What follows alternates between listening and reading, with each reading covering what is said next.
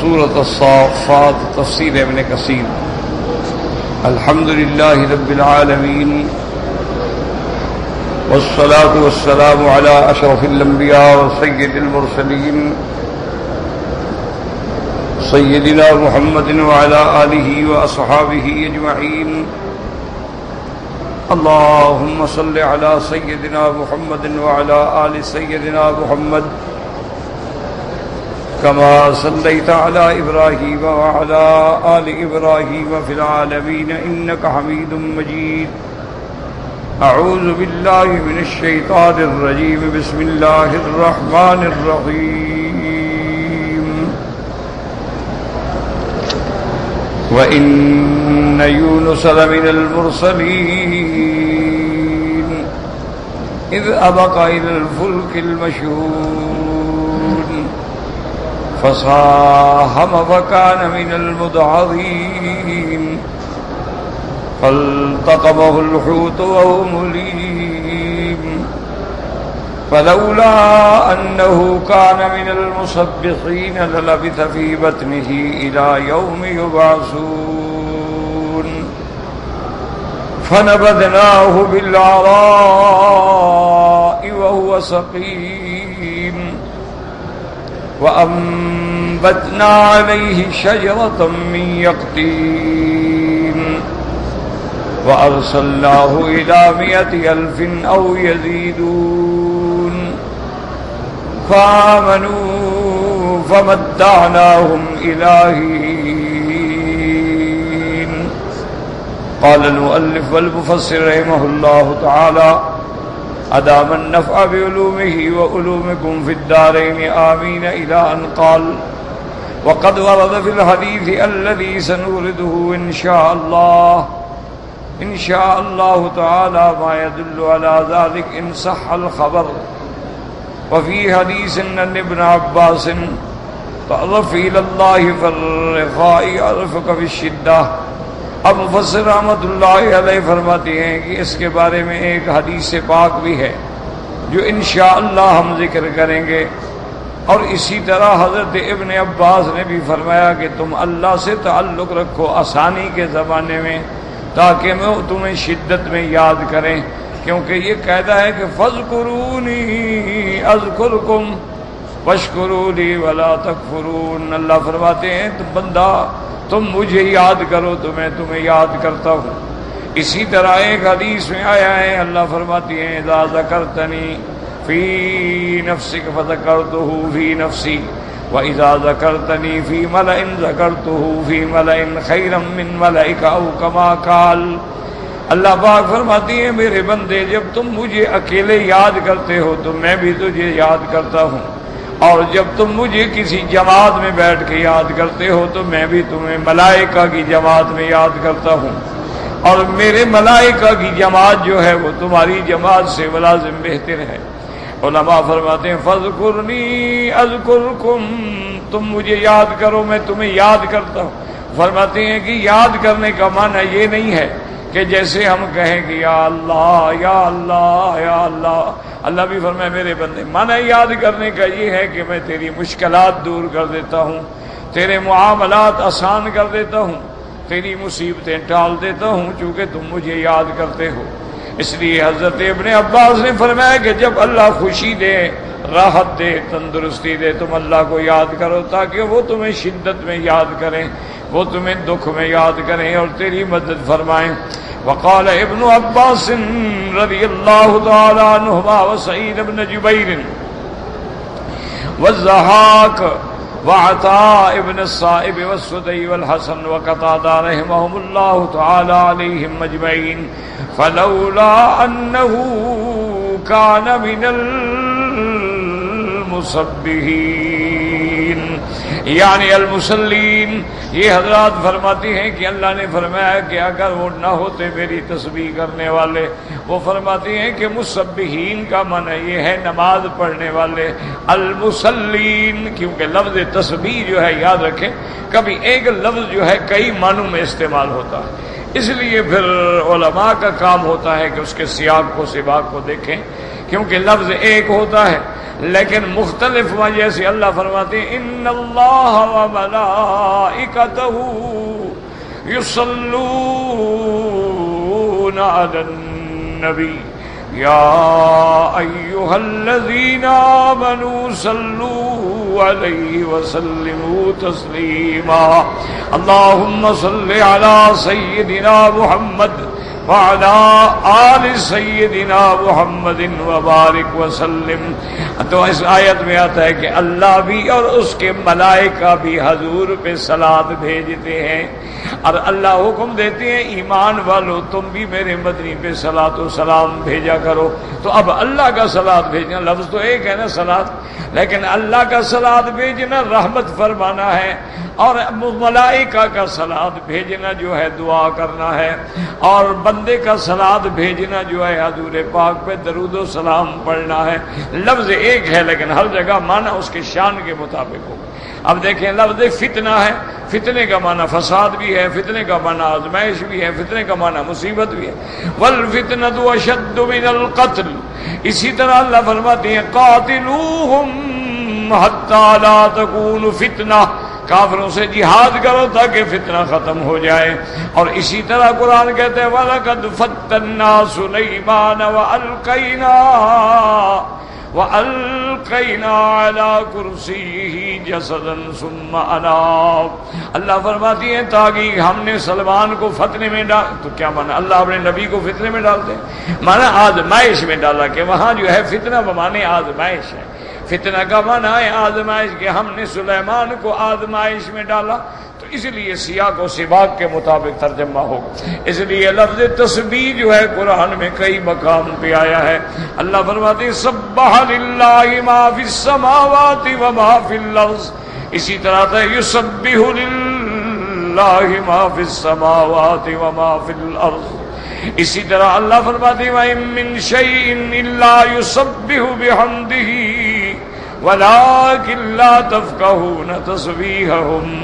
اسی طرح قرآن میں آتے سبحان الذی اسریٰ بعبدہ لیلا من المسجد الحرام الى المسجد الاقصى. اسی طرح آتے سبحان ربک رب العزة عما یصفون وسلام علی المرسلین والحمد للہ رب العالمین.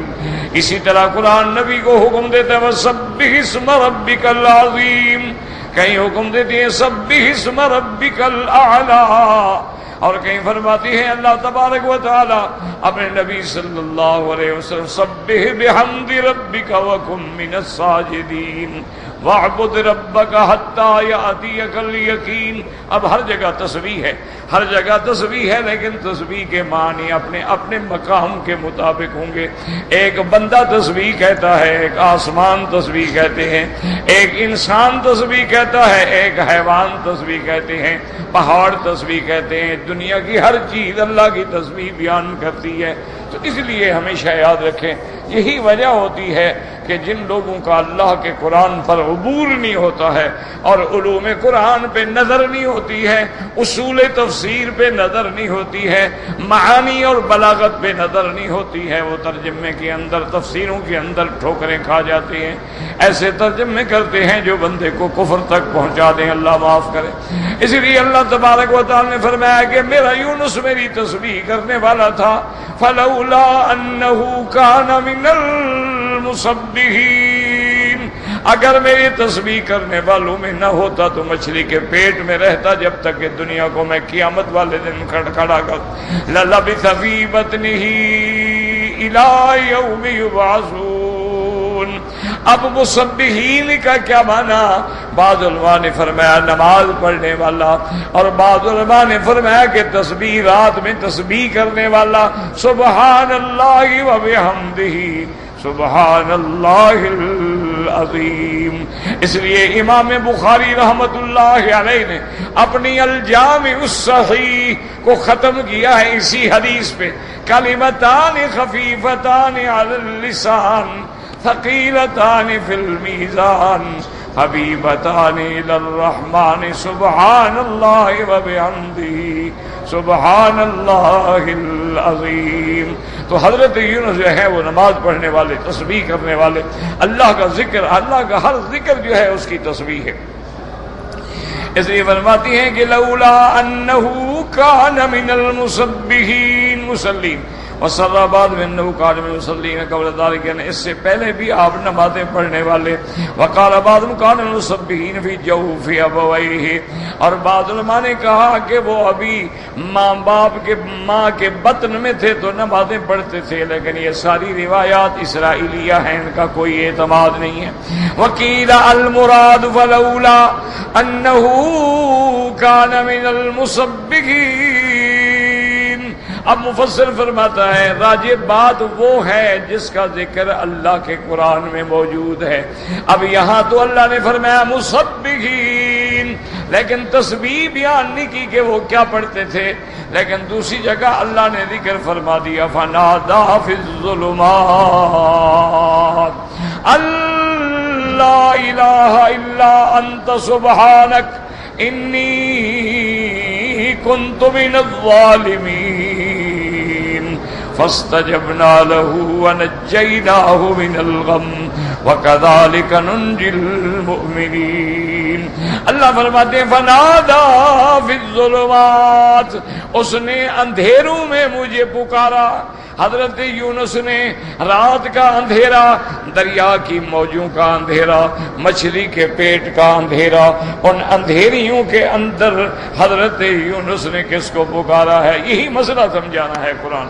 اسی لیے قرآن ذکر کر رہا ہے واقعہ کہ سمجھو کہ یونس اس مصیبت میں، اس قید میں، اس اہم مصیبت میں، جبکہ وہ اندھیریوں میں تھے، کس کو پکارا؟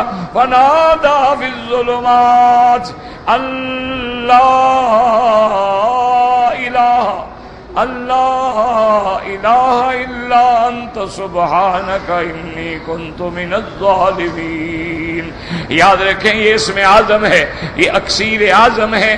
بندہ جس مصیبت میں ہے، قید خانے میں ہے، ایک ناحق قیدی ہے، جیلوں میں پڑا ہے، دشمن کے پنجے میں ہے، اس آیت پہ زور لگائیں، رات دن پڑھے. بس یہ نہیں ہوتا کہ بس 2 دفعہ پڑھو اور کام ہے، نہیں، ہر لگا رہے اسی آیت پہ. تو یہ اکسیر اعظم ہے الذی اذا دعی بہ اجاب. میرے پاک نبی رحمت دو عالم، محبوب دو عالم سیدنا محمد مصطفیٰ صلی اللہ علیہ وسلم نے فرمایا ہے کہ الذی دعی بہ استجابا. یہ آیت جو ہے اس میں اسم اعظم ہے. جو بندہ اس سے دعا کرتا ہے اس کی دعا ہر حال میں قبول ہوتی ہے. یاد رکھو قرآن بھی ہے، حدیث بھی ہے، اور اسی لیے بعض بزرگوں نے یہ لکھا ہے کہ جو بندہ اس آیت سے اپنی مشکل کے لیے 100% یقین سے دعا کرے گا اور اس کے خیال میں ہو کہ پتہ نہیں کام ہوگا نہیں ہوگا، فرماتے نعوذ باللہ وہ ایمان سے نکل گیا، کافر ہو جاتا. کیوں؟ اللہ نے آگے خود فرما دیا ہے کہ جب حضرت یونس نے پکارا تو کیا ہوا؟ فاستجبنا له، ہم نے اس کی دعا سن لی. تو اس آیت سے تو وہ سن لیتا ہے.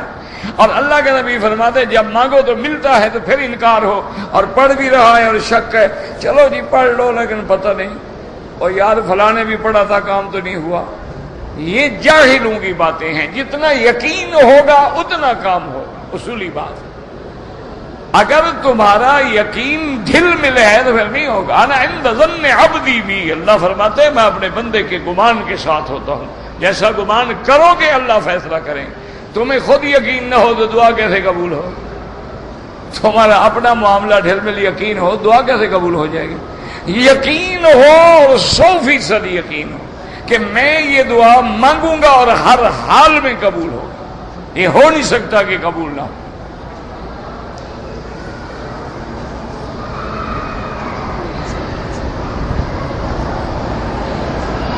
کیوں؟ آگے اللہ کا وعدہ ہے، فرماتے ہیں فاستجبنا له، ہم نے دعا سن لی، ونجیناہ من الغم، اور ہم نے اس غم سے اس کو نجات دی. میرا اللہ یونس تو پیغمبر ہے، نبی ہے تیرا، آپ نے اس کی دعا تو سن لی لیکن ہم تو گناہگار بندے ہیں. اللہ نے فرمایا نہیں وَكَذَلِكَ نُنْجِي الْمُؤْمِنِينَ، ہر ایمان والے کو میں نجات دیتا ہوں. یہ صرف یونس کے لیے خاص نہیں ہے، جب بھی کوئی ایمان والا مجھے پکارتا ہے تو میں اس کو نجات. لیکن شرط یہ ہے ایمان بھی ہو، یہ آدھا تیتر آدھا بٹیرا ہو نا جی، کبھی بھی آدمی کامیاب نہیں ہو. یہ ہمیشہ یاد ہے، یا مسلمان بن جاؤ یا کافر بن جاؤ.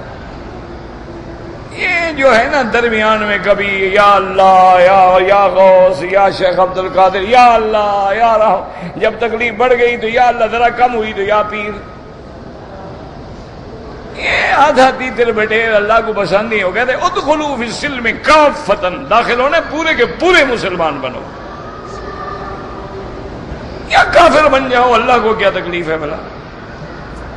نہ اگر خدا نہ کرے ساری دنیا کافر ہو جائے، خدا کا نقصان ہو جائے گا.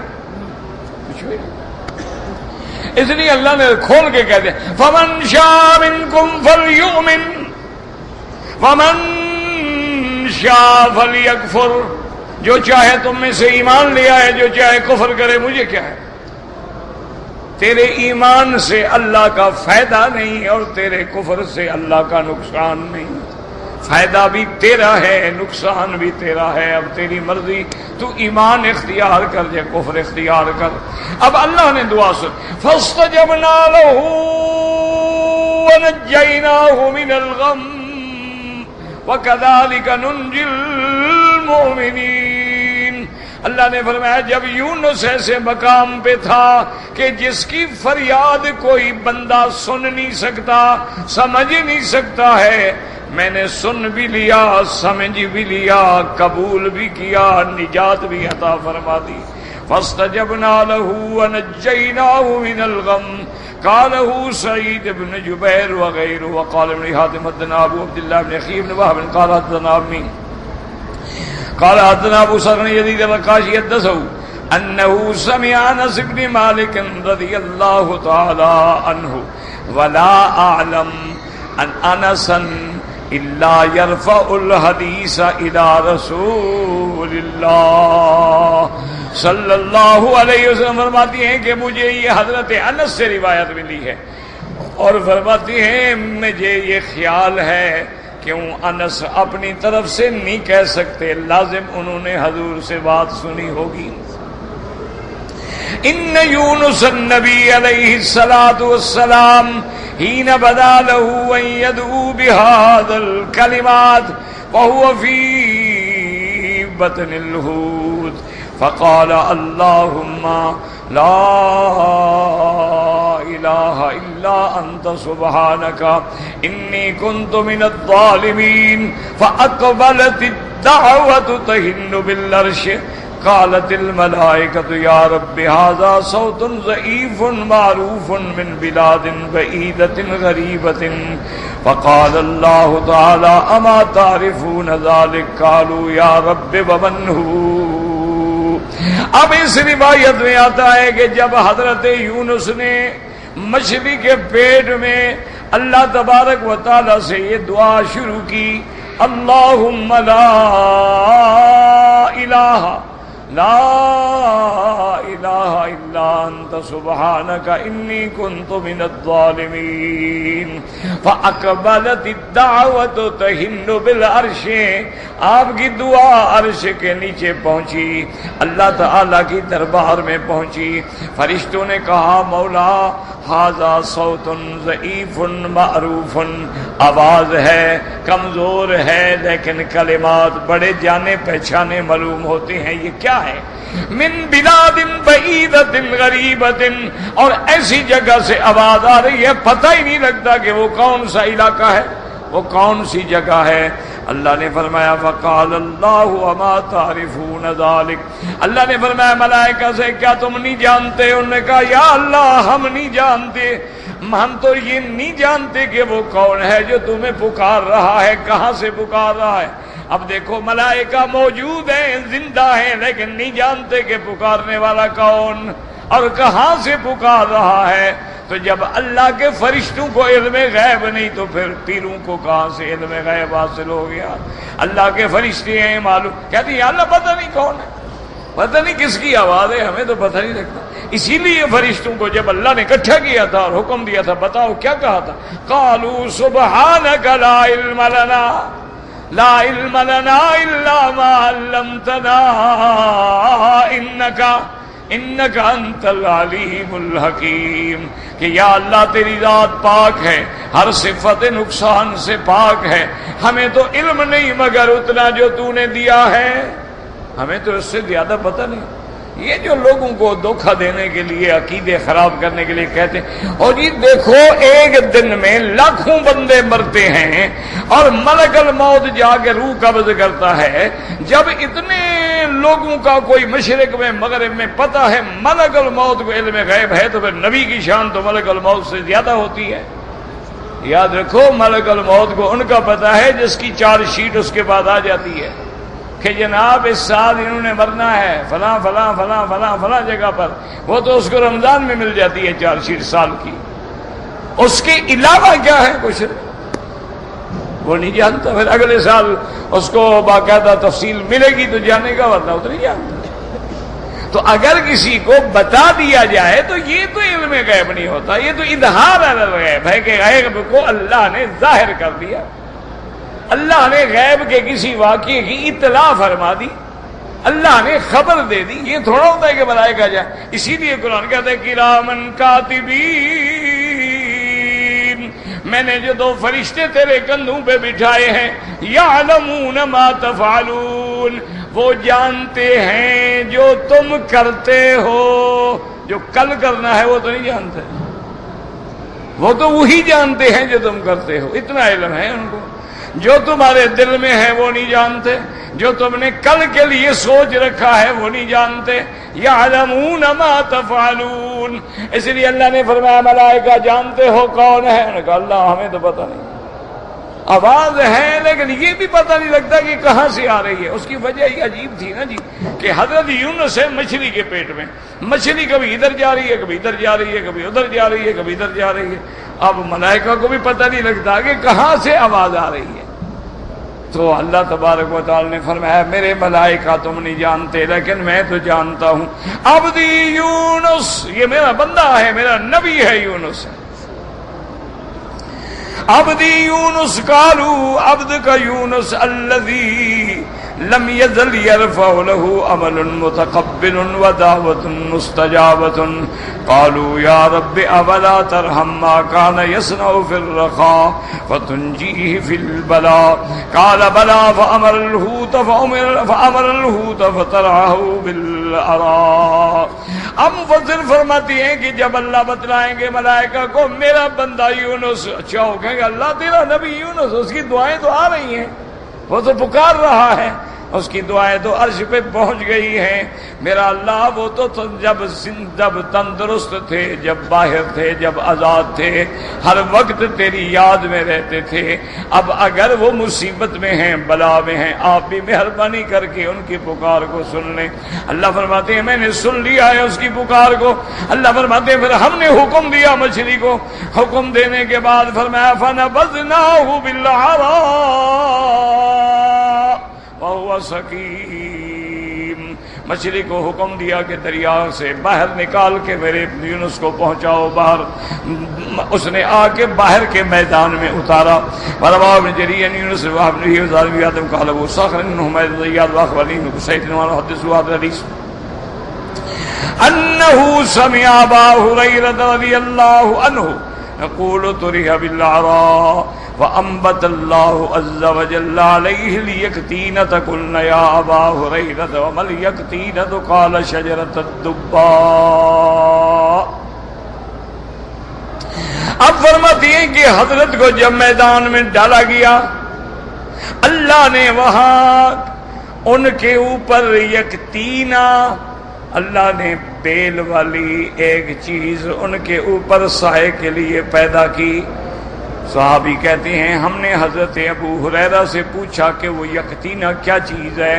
آپ نے فرمایا وہ شجرۃ الدباء، وہ کدو کا درخت ہے. یہ سارے اقوال پرانے کتابوں سے ہیں. آپ کے ہاں کدو کے درخت ہوتے ہیں؟ نہیں، آپ نے کبھی دیکھا ہے کدو کا درخت؟ بات یاد رکھیں، سمجھا کریں، وہ ایک لطیفہ ہے نا کہ ایک بندہ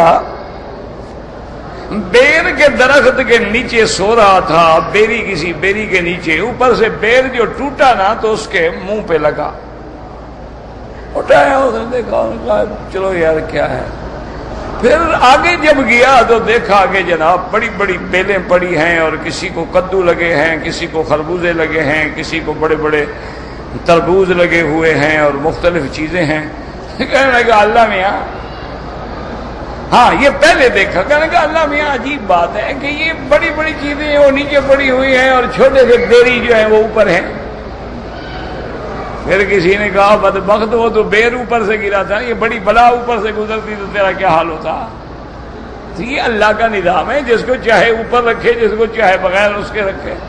تو بہرحال یہ آتا ہے کہ ایک درخت اگایا گیا، اس پہ ایک بیل بھی چڑھا دی گئی تاکہ وہ اس کا سایہ جو ہے وہ گھنا ہو جائے۔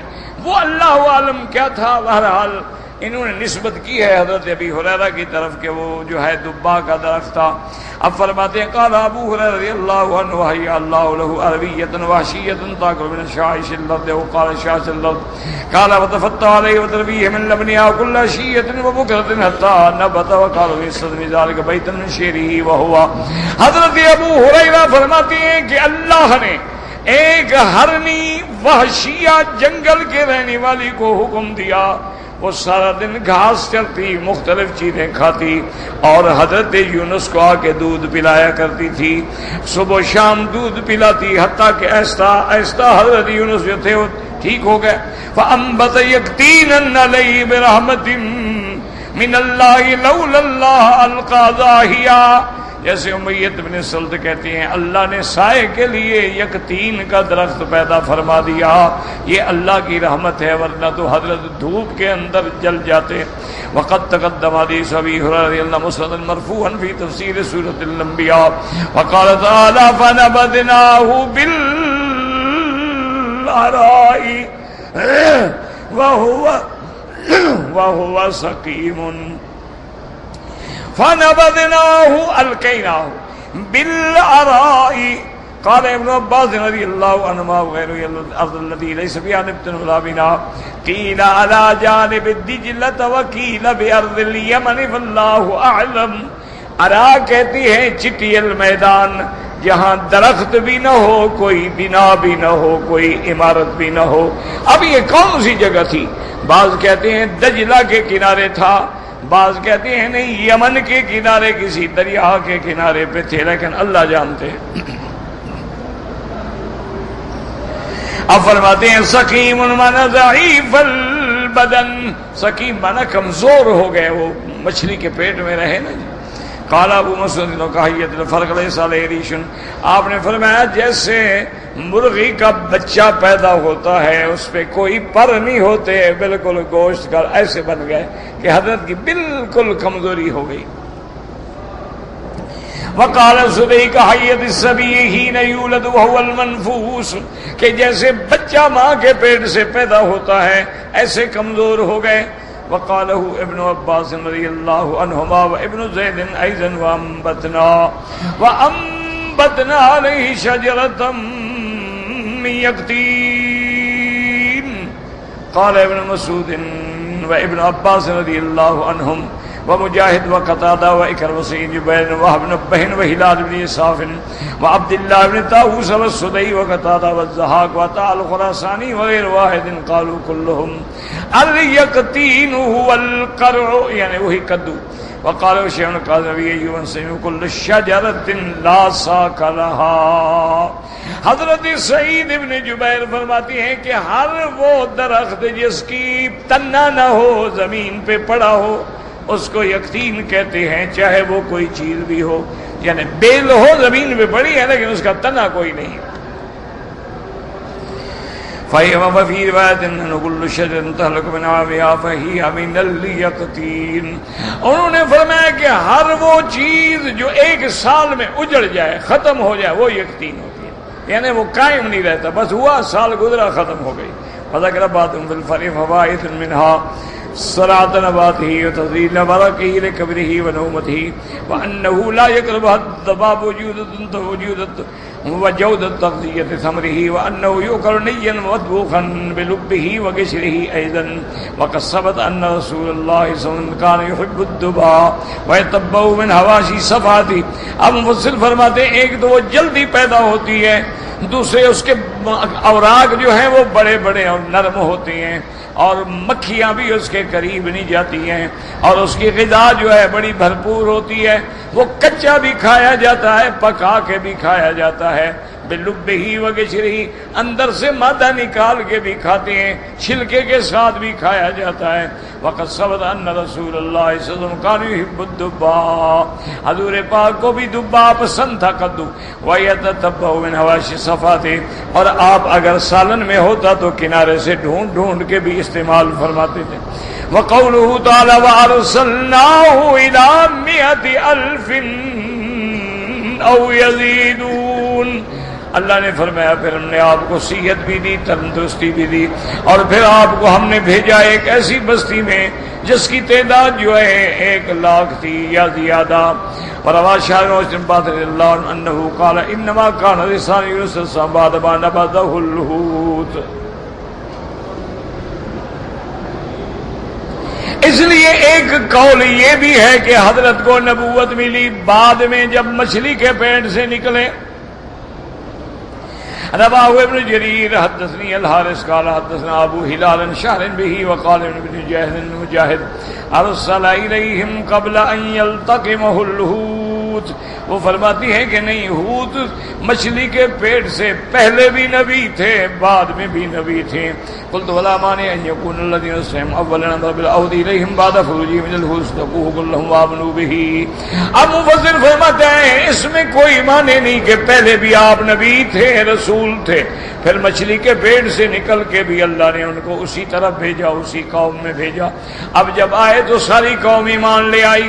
واقل بغوی انه سرى امه اخرى بعد خروجه من الحوت كانوا يتلفون ويزيدون. اور امام بغوی رحمۃ اللہ علیہ فرماتے ہیں کہ نہیں، ان کی طرف نہیں بھیجے گئے بلکہ آپ کو ایک دوسری امت کی طرف بھیجا گیا جن کا عدد جو ہے 1,00,000 یا کچھ زیادہ تھا. وقوله تعالی او يزيدون قال رضی اللہ عنہ فی روایت انه بل يزيدون وكانوا 130,000. وہ فرماتی ہیں کہ 1,30,000 تھے، بعض کہتے ہیں 1,00,000 کچھ تھے، 92,000 بعض کہتے ہیں 1,40,000 تھے. واللہ عالم وقاصد سبعین الف، بعض کہتے ہیں کہ 70,000 تھے. وقال مقول كانوا 100,000 و10,000، 1,10,000 تھے. رواه نبيات قال ابن عدي حدثنا محمد بن عبد الرحيم البرقي حدثنا النبي صلى الله عليه وسلم قال سمعت زهيرا يحدث من سمع امن سمع والآذ يقول حدثني ابي بن كعب رضي الله تعالى عنه انه سال رسول الله صلى الله عليه وسلم وارسلناه الى 100,000 او يزيدون قال يزيدون 20,000. فرواه الترمذي وابن مسلم زهير بن عبد بن كعب به قال غريب. ورواه النبي حاتم بن زهير به قال ابن جرير وكان بعض اهل العربيه من اهل البصره يقول في ذلك معناه 100,000 او كانوا يزيدون عندكم. 1,00,000 تھے یا کچھ زیادہ، یعنی اگر تم دیکھتے تو یہ کہتے. یقولوا كذلك كانوا عندكم ولهذا سرقوا جهاؤنا ما سرقوا عند قوله تعالى ثم قست قلوبكم من بعد ذلك فهي كالحجارة أو أشد قسوة.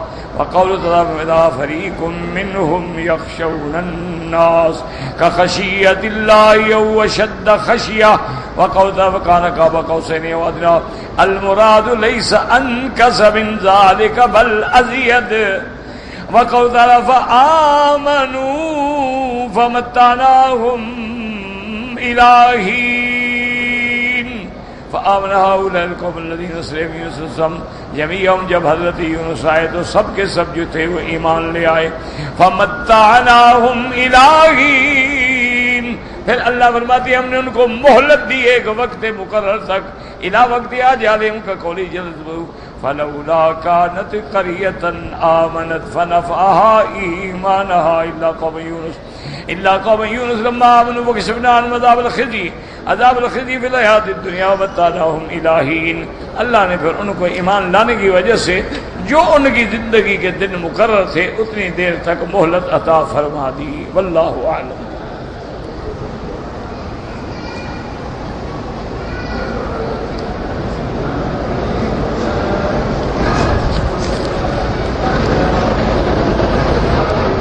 اگر کوئی آدمی احرام کی حالت میں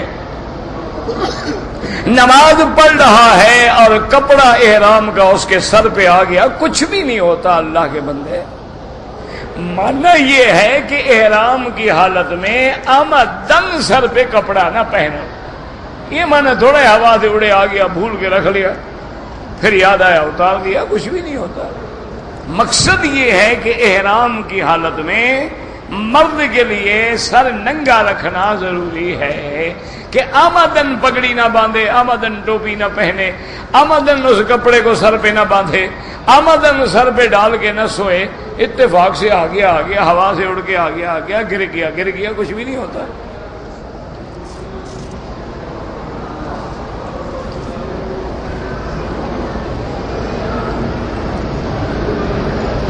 کہتے جی کہ طواف کے دوران میں اگر جگہ نہ ہو اور لوگ نماز پڑھ رہے ہیں آپ گزر سکتے ہیں. اصولی بات یاد رکھو کہ ہر نمازی کا یہ لازم ہے کہ نماز پڑھ کے تسبیحات کرے، بیٹھا رہے. اگر طواف کی جگہ پہ ہے تو فوراً اٹھ کے پیچھے چلا جائے کہ وہ طائفین کا حق ہے.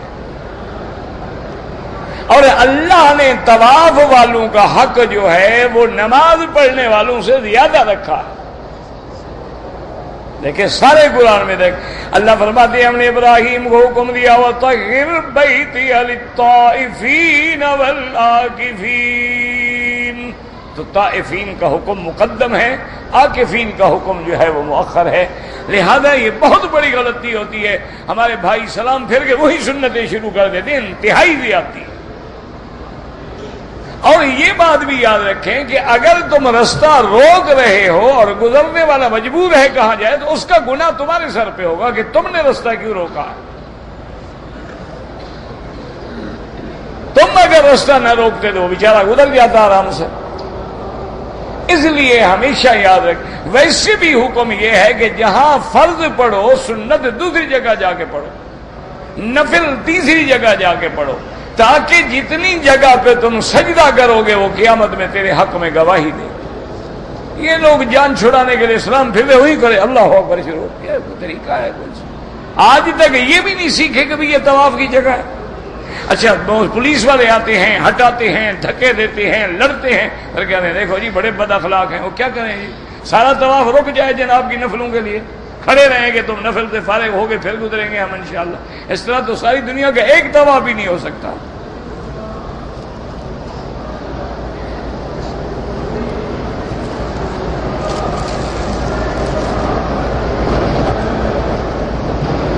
اگر احرام کی حالت میں نے ایسا چپل پہنا کہ میری ہڈی جو تھی چھپ گئی، کچھ بھی نہیں ہوتا.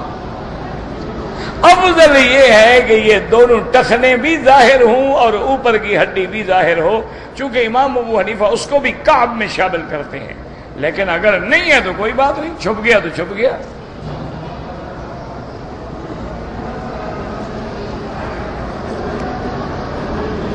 کہتے جی کہ مسجد عائشہ سے عمرہ کرنا صحابہ سے ثابت ہے. بی بی عائشہ کو تم صحابی نہیں مانتے ہیں نا؟ چلو بی بی عائشہ نے کیا ہو، بی بی عائشہ صحابی نہیں ہے. وہ تو صدیقہ ہے، بنت صدیق ہے رضی اللہ تعالی عنہ، اور کائنات میں پہلی بیوی ہے جس کی عزت کا گواہ میرا اللہ ہے. وہ تو اتنے بڑی شان والی بیوی ہے.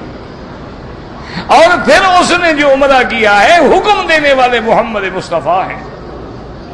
اور اگر آگے حضور فرما دیتے عائشہ یہ صرف تیرے لیے ہے اور کسی کے لیے نہیں تو بات ختم ہو جاتی.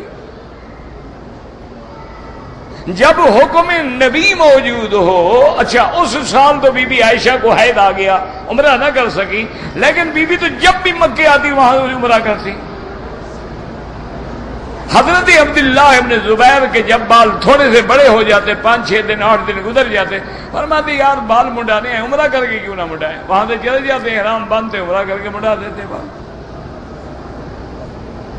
تو اس لیے یعنی ایسے مسائل. اور پھر یاد رکھو یہاں جو حکومت ہے الحمدللہ ثم الحمدللہ, یہاں پورا دستور اسلامی ہے, کتاب و سنت ہے, ان کے محاکم, ان کی عدالتیں, ان کی وزارت العدل, ان کے کمیٹیاں, ان کی یونیورسٹیاں سب قرآن و سنت پہ چلتے ہیں. اگر یہ مقام احرام باندھنے کے لیے شریعت میں ثابت نہ ہوتا, یہ حکومت رہنے دیتی اس کو, فوراً گرا دیتے, ختم کرو بات. یہ کیا ہے خام خواہ لوگ یہاں سے احرام باندھ رہے ہیں. یہ ارانہ سے خود میرے مدنی محمد مصطفیٰ نے احرام باندھا ہے. اختلاف کیا ہے یاد رکھو, امام ابو حنیفہ, امام شافعی فرماتے ہیں کہ جتنے مرضی آئے عمرے کرو, جیرانہ سے یا مسجد عائشہ سے, نفلی عبادت ہے, کرو تمہاری مرضی, نہ کرو تمہاری مرضی. امام احمد ابن حنبل فرماتے ہیں کہ کسی کا عمرہ رہ گیا ہے وہ کر لے, کوئی عورت حیض کی وجہ سے نہیں کر سکی وہ کر لے.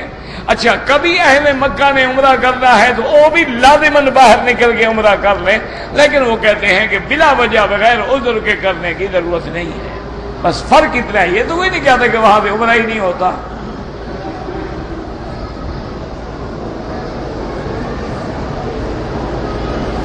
کہتے جی کہ حرم شریف میں عورتیں جو ہیں وہ نماز جنازہ پڑھیں. مجھے پتہ نہیں, سمجھ نہیں آیا کہ آپ کے دماغ میں یہ گرہ کیوں بیٹھی ہوئی ہے. بھائی فرض نماز عورتیں پڑھتی ہیں وہ ہو جاتی ہے, فرض کفایہ نہیں ہوتا.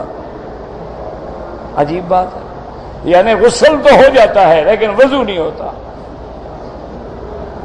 یہ عجیب منطق ہے, پتہ نہیں کہاں کا عقل ہے, کن لوگوں نے تمہارے دماغ میں بھر دیا ہے.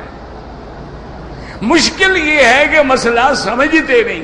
معنی یہ ہے کہ عورتوں کو جنازہ پڑھنے کے لیے گھر سے آنے کی اجازت نہیں ہے.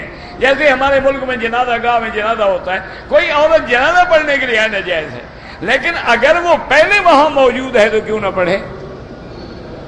یہاں تو وہ نماز پڑھنے آئی ہے, جنازہ پڑھنے تو نہیں آئی بیچاری وہ. اب نماز کے بعد جنازہ کھڑا ہو گیا, کیوں نہ پڑھے. اچھا تم خود تو عورت کا جنازہ پڑھتے ہو لیکن عورت نہ پڑھے.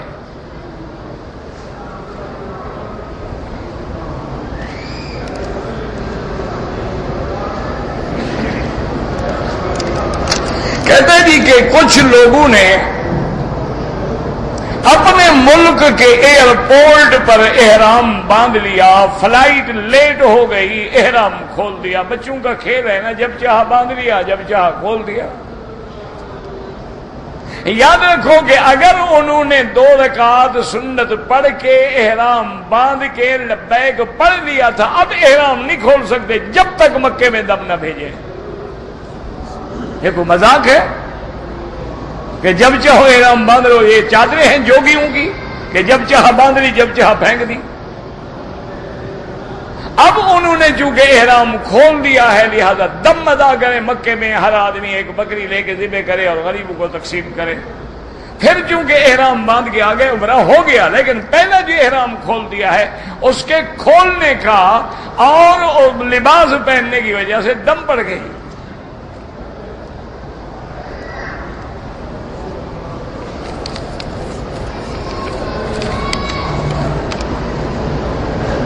کہتے ہیں جی کہ ایک سفر میں ایک ہی عمرہ ہو سکتا ہے. ہاں بعض ائمہ فرماتے ہیں لیکن اب جب آپ مدینہ جائیں گے پھر مدینے سے بھی نہ کریں. معنی یہ ہوتا ہے کہ اصل عمرہ وہ ہے جو تم اپنے ملک سے آتے ہوئے کر رہے ہو. اب مدینہ جاؤ گے میقات ہے, طائف جاتے بہت سارے عمرے والے اب اپنا لائسنس بنا کے کاغذ بنا کے طائف بھی جاتے ہیں, واپس آؤ گے عمرہ کرو گے, طائف بھی میقات ہے.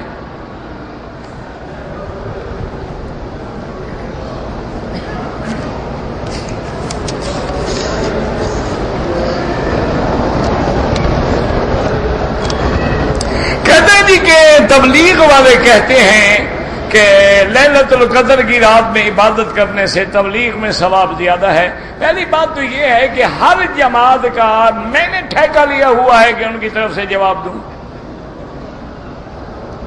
نہیں، بات سنیں، تبلیغی جماعت والے زندہ ہیں، ہر ملک میں موجود ہیں، ان کے علماء ہیں، ان کے بعد بڑے بڑے پڑھے لکھے لوگ ہیں، ان سے پوچھو کہ بھئی تم نے یہ بات کہی ہے؟ اگر کہی ہے تو کیا دلیل ہے؟ ویسے اگر میں تم سے عقل سے پوچھتا ہوں، اللہ نے قرآن میں تبلیغ کرنے کا حکم دیا ہے کہ نہیں؟ امر ہے کہ ہر امت کا ہر فرد دین کی تبلیغ کرے۔ کنتم خیر امت اخرجت للناس تأمرون بالمعروف وتنہون عن المنکر تواصوا بالحق وتواصوا بالصبر یا ایھا الرسول بلغ ما انزل الیک من ربک۔ ایک آدمی لیلۃ القدر میں عشاء کی نماز پڑھ کے تراویح پڑھ کے سو گیا، فجر کی نماز میں آیا تو کوئی گناہ نہیں، کیوں؟ کوئی حکم تو نہیں ہے نا کہ ساری رات جاگو۔ ہاں یہ ہے کہ وہ رات بڑی فضیلت والی ہے، اللہ توفیق دے۔ بلکہ حضور نے فرمایا جو عشاء اور تراویح جماعت سے پڑھے، فجر کی نماز جماعت سے پڑھے، اس کو لیلۃ القدر میں فقط اخذ بحظ وافر، بہت بڑا حصہ لے گیا۔ اچھا، ایک آدمی نماز پڑھ کے سو گیا، لیکن ایک آدمی دین کی تبلیغ میں مصروف ہے، تو اس میں کوئی شک نہیں کہ وہ زیادہ ثواب ہے۔ یہ کوئی شبہ ہے؟ کیوں؟ اس کام کا تو حکم ہے، یہاں ساری رات جاگنے کا حکم نہیں ہے۔ بات تم نہیں سمجھتے ہو، اعتراض کر دیتے ہو۔ اعتراض کرنا آسان ہے، بات سمجھنے میں محنت کرنی پڑتی ہے۔ ویسے بہرحال دیکھو نا جی، جب بھی آپ کو جس جماعت پر اعتراض ہے ان سے جا کے جواب لیا کرو۔ الحمدللہ وہ موجود ہیں، ساری دنیا میں ہیں، ہر ملک میں ہیں، ہر جگہ کام کریں، ان سے جا کے پوچھو، ان کے بعد علماء کی جواب دو۔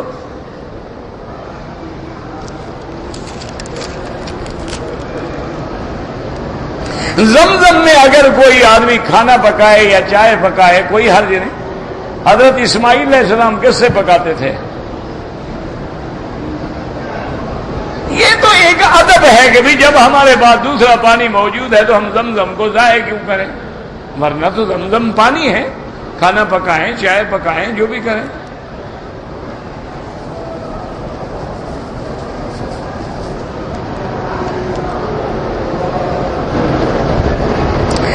آدمی نے طواف کے 2 یا 3 چکر کیے، پھر طواف چھوڑ دیا۔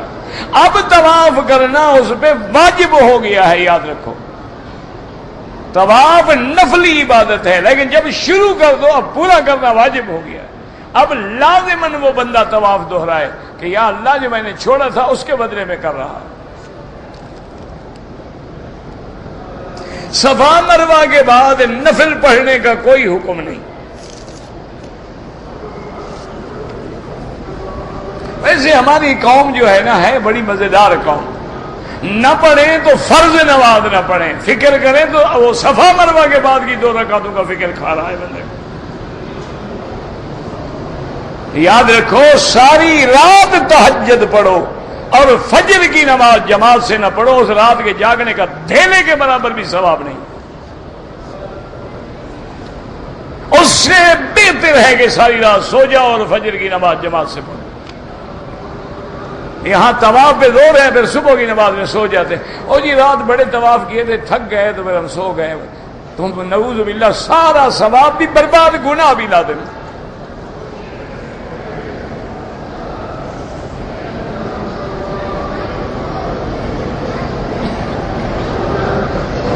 بہرحال جو مقامی مرغی ہے وہ تو حلال ہے، ایک یاد رکھو۔ ایک مرغی ہے، اس میں لکھا ہوتا ہے فقیہ ہے، وطنی ہے، یعنی اس ملک کی ہے، اس کے حلال ہونے میں کوئی شبہ ہی نہیں۔ اور جو مرغیاں باہر سے آتی ہیں اس کا کوئی اعتبار نہیں، اور اس کو کس نے دیکھا ہے ذبح ہوتے ہوئے؟ اچھا، پھر یہ ہے کہ وہ ملک مثلاً بڑے بڑے ملک ہیں، برازیل ہے، آسٹریلیا ہے، تھائی لینڈ ہے، بڑے بڑے 1 لاکھ روزانہ مثلاً مرغی جو ہے وہ بھیجتے ہیں۔ 1 لاکھ مرغی ذبح کرنے کے لیے کتنا وقت چاہیے؟ وہ تو بس مشینیں چل رہی ہے، پٹا ہے چل رہا ہے، ٹھک ٹھک ہو رہا ہے، فی امان اللہ، السلام علیکم۔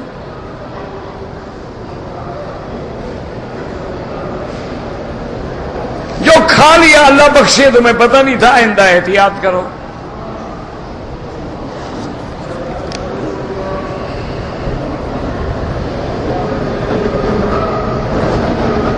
ہاں جماعت کے ساتھ جائیں، تبلیغ کریں، دین کا کام کریں، خود تربیت کریں، میں نے یہ تو منع نہیں کیا تھا کہ اور نہ کرو، میں نے تو آپ کو اپنا ایک تجربہ بتایا تھا کہ اب اصلاح کا طریقہ یہی ہے کہ نماز پڑھو، فرائض پڑھو، عقیدہ صحیح رکھو، اور اس کے بعد یہ ہے قرآن کی تلاوت کرو۔ اسی قرآن میں تو حکم ہے تبلیغ کرو، تو پھر تبلیغ کیوں نہ کرو؟ کرو، بالکل کرو۔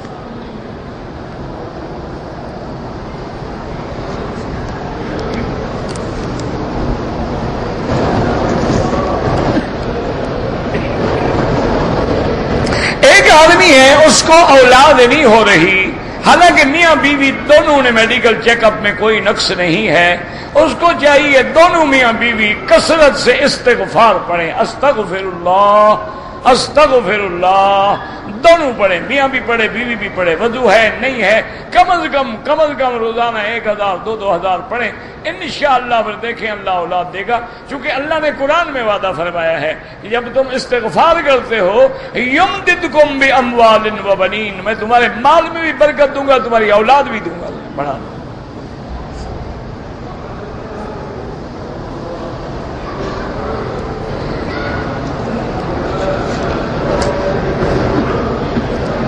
ستائیس رجب کی رات میں نہ عبادت ثابت ہے، نہ جاگنا ثابت ہے، نہ جاگنے کا کوئی حکم ہے شریعت میں، اور یہ بھی کوئی دلیل نہیں ہے ہمارے پاس کہ میرا 27 رجب کو ہوا تھا،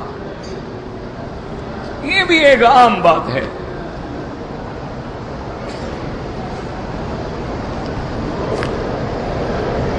میں آپ کے ہاتھ پہ بیعت ہونا چاہتا ہوں، میں کوئی پیر ہوں بابا کے بیعت کروں، میں تو طالب العلم آدمی ہوں، میرے پاس پڑھنا ہے تو پڑھ لو، مجھے تو نہیں آتا یہ طریقہ بیعت کرنے کا، اور نہ میں کسی کا خلیفہ ہوں نہ مجاز ہوں، میں کیسے بیعت کروں؟ میرے اپنے گناہ مجھ سے نہیں اٹھائے جاتے، تیرے بھی اپنے سر پہ رکھ لوں۔ دیکھو نا، جب آدمی کسی کو مرید بناتا ہے، شکر ذمہ داری ہے نا اس کی اصلاح کرے، اگر اس کی اصلاح نہ کر سکے تو پیر بننے کا کیا فائدہ ہے؟ پیر صرف نظر نیاز کے لیے ہوتا ہے، پیر کا معنی یہ ہوتا ہے کہ اپنے مریدوں کی اصلاح کرے، ان پہ نظر رکھے، نماز بے نماز ہے نمازی بنائے، جھوٹ بولتا ہے جھوٹ چھڑائے، حرام کھاتا ہے حرام سے بچائے، سود کھاتا ہے سود سے بچائے، ان کے معاملات پہ کنٹرول کرے، نظر رکھے، ارشاد کرے، ہدایت کرے ان کو۔ یہ تھوڑا ہے کہ بس پیر ہے، جب گئے بوہل دے دی، نظر دے دی، گھر میں پیر صاحب آ گیا تو پھر بھی کوئی نہ کوئی نظر ہدیہ دے دیا۔ وہ ہمارے بلوچوں میں مثال ہے نا، ایک بھائی بیچارہ دوڑ سے آیا، دوسرا بھائی ہل چلا رہا تھا، جیسے ہم غریب دیہاتی لوگ ہوتے ہیں، وہ پریشان نے کہا بھائیا کہ ادا کیا بات ہے؟ انہوں نے کہا کیا بات ہے؟ انہوں نے کہا کیا ہو گیا؟ انہوں نے کہا غضب ہو گیا، گھر میں پیر بیٹھا ہے تم یہاں کھڑے ہو۔ انہوں نے کہا پیر بیٹھے تو کیا؟ انہوں نے کہا غضب ہو گیا نا، پیر جو گھر میں آ گیا، جو گھر میں وہ بھی لے جائے گا نا انشاءاللہ، غضب تو ہو گیا نا۔ مرید کو روٹی نہیں ملتی، پیر صاحب پھر آ جائیں، اب نظر بھی دو، ہم کو تو میسر نہیں، مٹی کا دیا بھی، گھر پیر کا بجلی کے چراغوں سے ہے روشن۔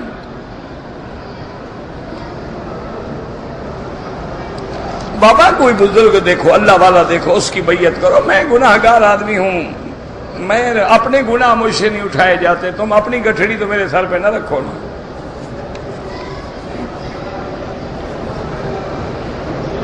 اگر عمرے کے طواف کے بعد کپڑے پہن لیے، صفا مروہ دوڑا، دم پڑ گئی، کیوں جناب؟ تکلیف ہو گئی تھی سوٹ اتارے ہوئے، پتہ نہیں کیا ان کو تکلیف ہے، یعنی طواف کر کے کپڑے پہن کے پھر حضرت صفا دوڑے۔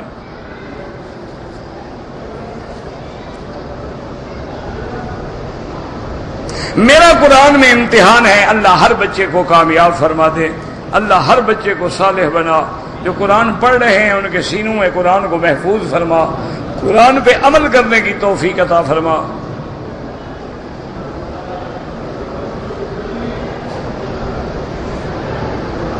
میرے خیال آیا کہ شاید مجھے احترام ہو گیا ہے، میں نے کپڑے چیک کیے تو کچھ نہیں تھا، ٹھیک ہے کوئی حال نہیں۔ چادریں کھولنے سے احرام نہیں بھاگ جاتا، احرام بڑی مضبوط چیز ہے، وہ سر منڈانے سے بھاگتا ہے۔ چادریں بدل ڈالو، دھو ڈالو، پرانی ہو گئی، پھٹ گئی، اور پہن لو، کیا ہو گیا؟ کوئی 27 رجب کی رات میں عبادت نہیں ہے. سفر کے دوران میں بھی حضور نماز پڑھتے رہے. حضور کا مقابلہ کون کر سکتا ہے؟ تمہیں بھی پڑھنے کی اجازت ہے، پڑھو تو پڑھو، یعنی نہ پڑھو تو گناہ نہیں ہوگا. اب یہ تو نہیں کہ پڑھو تو منع ہے، پڑھو، بالکل پڑھو. اور آج کل تو مزے کے سفر ہیں، ایئر کنڈیشن بسیں ہیں، ایئر کنڈیشن گاڑیاں ہیں، ایئر کنڈیشن آگے ہوٹل ہیں، ایئر کنڈیشن ریسٹورانٹ ہیں. اب کیا تکلیف ہے؟ لیکن اجازت ہے، نہ پڑھو تو اللہ نے رعایت دی ہے. ظہر کی نماز میں امام صاحب گیلری میں ہوتے ہیں، ٹھیک ہے. باقی 3 طرف میں آدمی اگر کعبے کے قریب ہو تو وہ تو امام کے آگے نہیں ہے نا. جس طرف امام کھڑا ہے، یہ دیکھیں کعبہ ہے، ادھر امام کھڑا ہے، ادھر کوئی آگے نہ ہو. ادھر آگے ہے، ادھر ہے، ادھر ہے، کوئی حرج نہیں.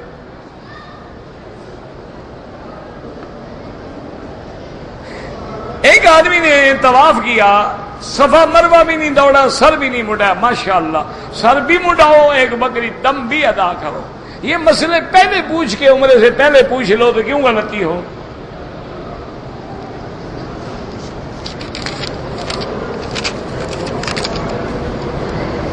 تھوڑے تھوڑے ٹک لگاؤ، دم بڑھ جاتی ہے. اس طرح پھروائیں یا 1/4 حصہ سارے بال کٹیں. آپ لوگ ڈپٹی پہ آئے ہیں، احرام نہیں باندھا تو کوئی جرمانہ نہیں. اگر کوئی آدمی سود پہ قرضہ لے کے آتا ہے، لعنت ہے قرضہ لینا. لینا بھی لعنت، دینا بھی لعنت، لکھنا بھی لعنت، کھلانا بھی لعنت، گواہی دینا بھی لعنت.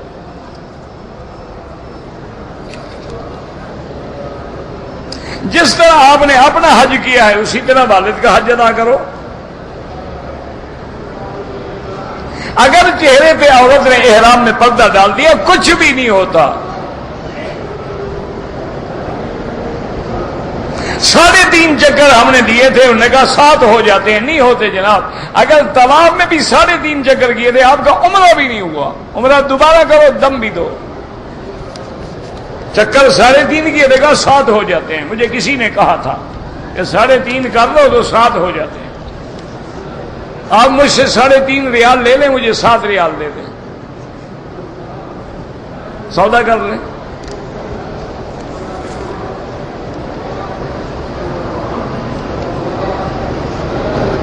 بہرحال عورت کو حالت احرام میں غیر محرم سامنے ہو تو کپڑا ڈال لے. نقاب نہیں ڈال سکتی کہ باندھ کے رکھے چہرے کو. نقاب ڈالا ہے، دم پڑ گئی. بہرحال نقاب نہیں ڈال سکتی احرام میں. ایسے گھونگھٹ نکال لے، کپڑا آگے لٹکتا رہے، پردہ بھی رہے، منہ کو بھی نہ لگے.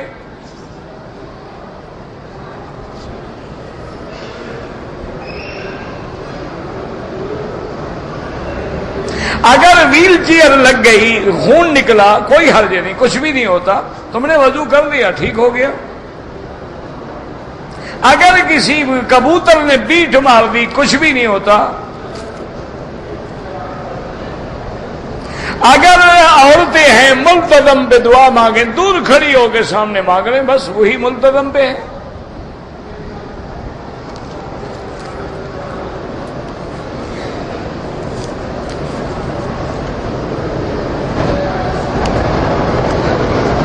میرے بہنوئی فوت ہو گئے، اللہ مغفرت کرے. قاری اکبر صاحب ہوتے تھے، بہت بڑے قاری تھے، بہت بڑے عالم تھے. یہاں بلکہ بعض امام حرم کے بھی استاد تھے. وہ فوت ہو گئے، اللہ ان کی مغفرت فرمائے، اللہ ان کے درجات بلند فرمائے. جو دم دیتے ہیں وہ خود گوشت نہیں کھا سکتے، غریبوں کو کھلایا جائے.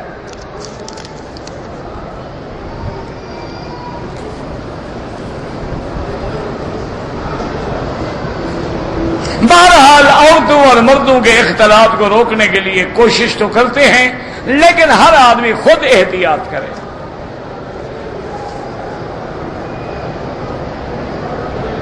اگر مدینے سے تو نیت تھی احرام باندھنے کی، میقات بھی آگے نیت بدل گئی، اب عمرہ بھی کرے اور دم بھی دے. فجر کی نماز 5:30 بجے ادا کی، نماز ہو گئی، ہاں ہو گئی. چونکہ سورج جو ہے وہ تقریباً 5:50 یا 52 پہ نکلتا ہے.